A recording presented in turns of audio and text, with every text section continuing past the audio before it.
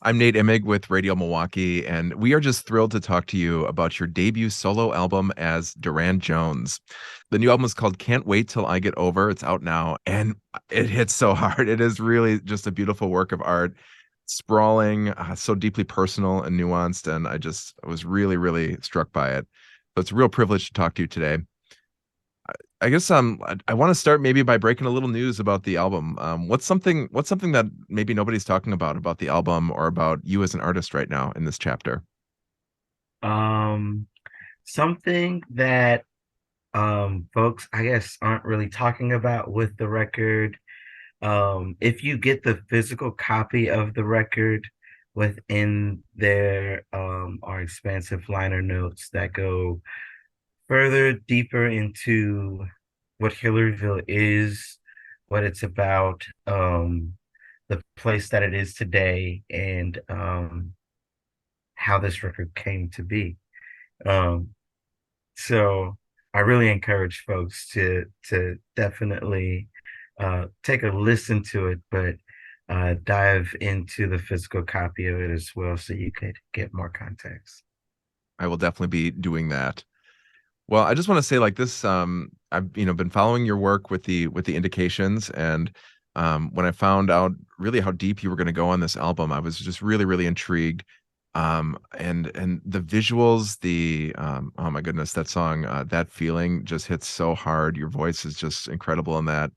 And as somebody from the LGBT community, it's really meaningful to have that representation. And you and I grew up in very different parts of the country, and I hear that in the music. But it's just something really special about like when an artist can make something so personal that is also so relatable, and you can feel yourself in somebody else's journey. It was really special. Thanks so much. Like one thing that I really aimed to do with this project was be completely honest with myself and walk in my own truth, hopefully sharing a part of myself that listeners of my music in the past have never heard before. And so it's been really beautiful and affirming in many ways to know that this music and the messages that I'm telling are resonating with other people. I can always be thankful for that. And I just love how the album ends on Secrets and the beautiful soundscape that you create there to end the album, and the track about your 17-year-old self. I just think about where was I just think about how meaningful that has to be, and for younger audiences especially to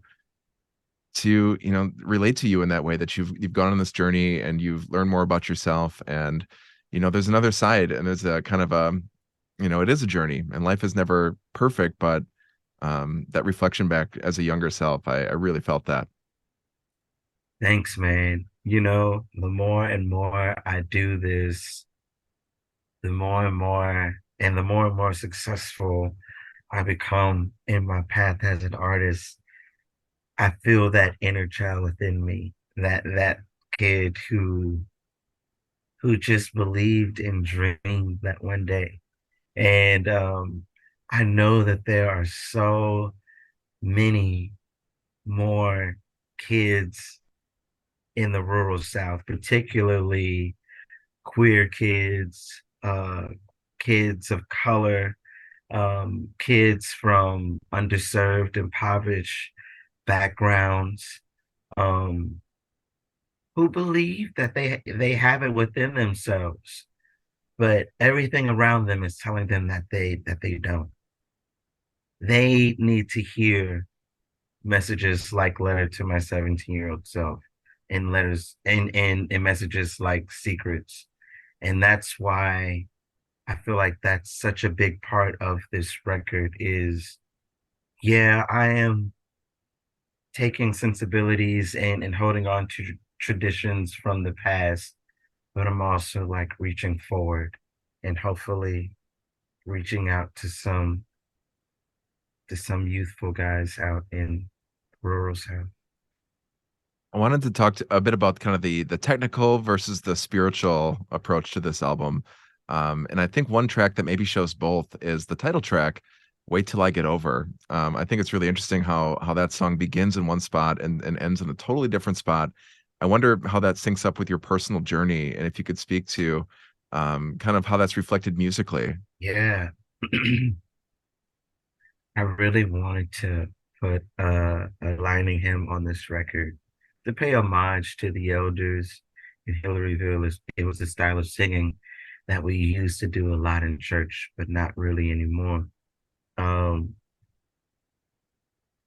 and a lot of the, I feel like a lot of the ethos of this record is a juxtaposition of old meeting new.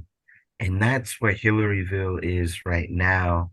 It's settling into itself, but there is a lot of these old traditions and um, stories from the past that the elders hold on to. And then there's all of this technology like the internet and even trafficking like the war on drugs and how it found a way to our little rural town and all of these new things just clashing right with it. And Hillaryville is right there in the middle. And I feel like Wait Till I Get Over encapsulates a lot of that. Um, I really appreciate Ben Lumsdaine, the guy who audio engineered it and mixed this record as well as helped me produce it. The lyrics when the choir is singing, "I'll hitch on my wings and try the air." Um, we really wanted to lift it from the stumps into this ethereal, um, spatial place. And it really, to me, encapsulates that juxtaposition of these old traditions met with um, new. Were the recording techniques? I mean, this sounded like a live recording and a lot of parts on the album. Um, what was the live energy like and trying to capture that for the recording? Man, it was absolutely incredible. Yeah. It was something that I've always wanted to do, but not have necessarily been given the chance or opportunity in the past. In other recording projects that I've done, it's usually the band records first and then you have like your vocal days. But being that I was able to like fully steer the ship this time, I knew that I didn't want to do that and I wanted to be in the room with the band, singing with them. And what I discovered from that was there were these ideas that were flowing and happening that I knew wouldn't have happened if I was by myself. I was reacting and interacting with the band, and they were feeding off of me as well and leaning on me just as much as I was leaning on them. A song like Lord Have Mercy and the fire and the rawness and the rockedness that that tune has. I don't think that would have been possible if it weren't for us doing it all in the room together. Uh, So, Logistically, is that just like way harder, or does it come um, more naturally?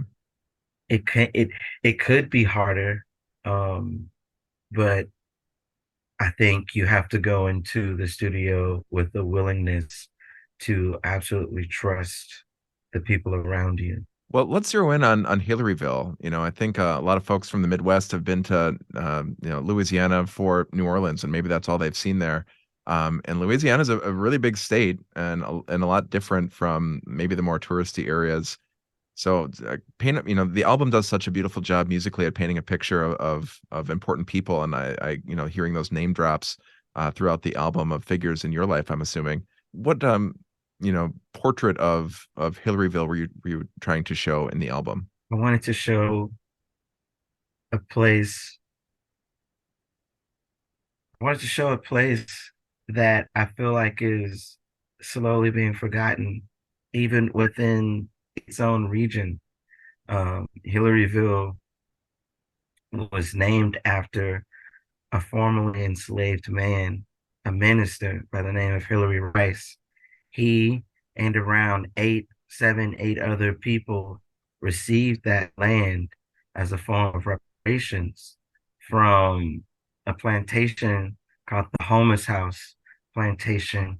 That plantation was one of the largest in the country, and its height it had from 500 to 750 slaves, 10,000 acres of sugar cane, and 3 to 4 sugar mills, where the enslaved folks were not only working and tilling that land, they were processing and packaging that sugar as well. Um, these folks, after they were freed, um, built these little towns all throughout the Mississippi River, all lining up between Baton Rouge to New Orleans. If you would follow the river road and see these plantations, I guarantee that you will probably see a small little black town not too far away from it. Um, but yeah, they created all of these little self-sustaining towns, these really beautiful places um, that are all slowly dying and disappearing. And where sugarcane used to be in Hillaryville, there's these subdivisions that are popping up, and they come and their taxes rise as well as the poor folks in Hillaryville's property taxes rise. They can't afford to pay their property taxes, and then all of a sudden, their real estate is taken away. And the story, the legacy, something that should absolutely be sovereign because America got it right for at least 8 of those folks on that property. Um, and it can be easily taken away just like that. So I feel like me telling this story and me shedding a light on my little hometown may hopefully be a fire starter in many ways to save these places and make sure that they don't disappear. And certainly you can read more about that in the physical edition of the album. I'm thinking about some of the similarities, and of course, Wisconsin and Louisiana very different, but Wisconsin has a lot of rural areas to it, and Milwaukee, where we are, is kind of the big city in the state.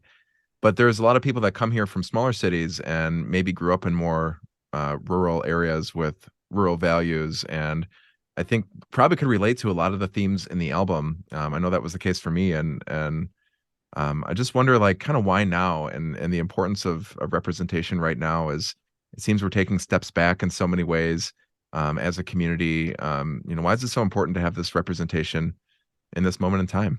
I wrote a lot of these tunes between the years of 2014 and um, 2021.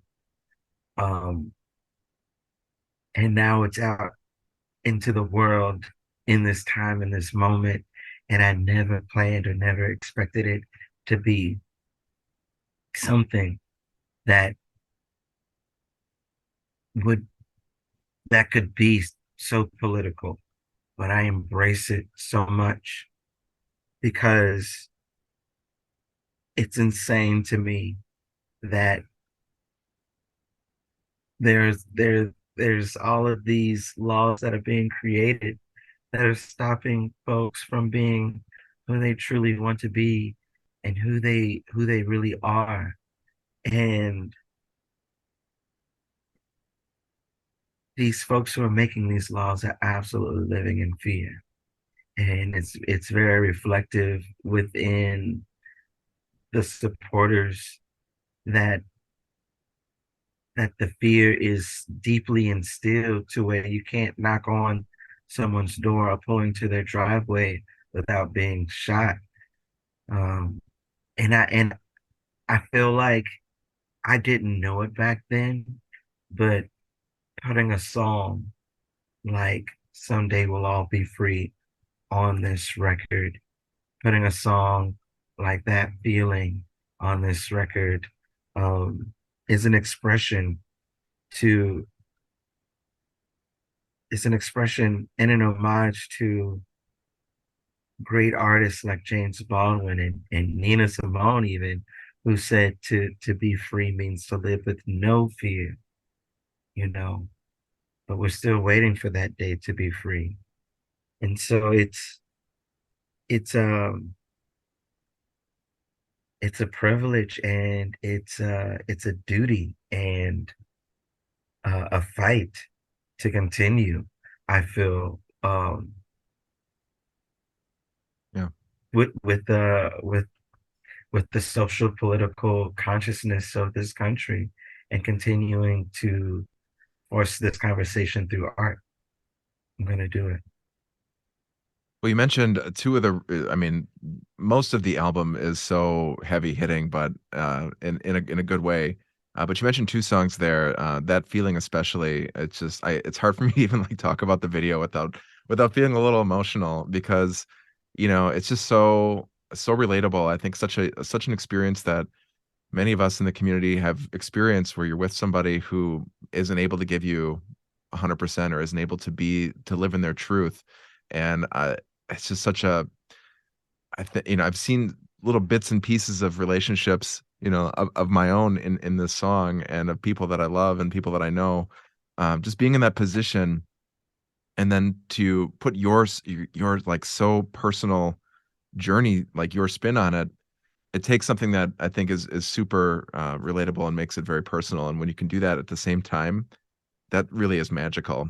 I wonder how that feels for you as the creator, being on the other side of that, seeing other people affected so deeply by songs like that feeling. How does that feel for you? Absolutely incredible. Um, I can't tell you how much my heart was pumping the night before it was released. Um, because I really felt like I was showing a different side of myself and I was really trying to show strength through vulnerability. And the response was absolutely beautiful. And it really assured me that there's power in community. There's power in finding your people and finding people who love you and embrace you and believe in what you do.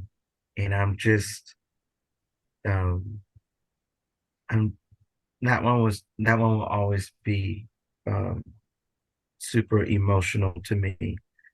Even having the opportunity to reach out to that ex partner and share the tune with him was in many ways uh, very beautiful and therapeutic. And so, yeah. I can imagine that must have been quite the moment in your life. Oh my gosh, Can you share more about that moment? man. It was it was tearful and absolutely beautiful. We we weren't together at the time.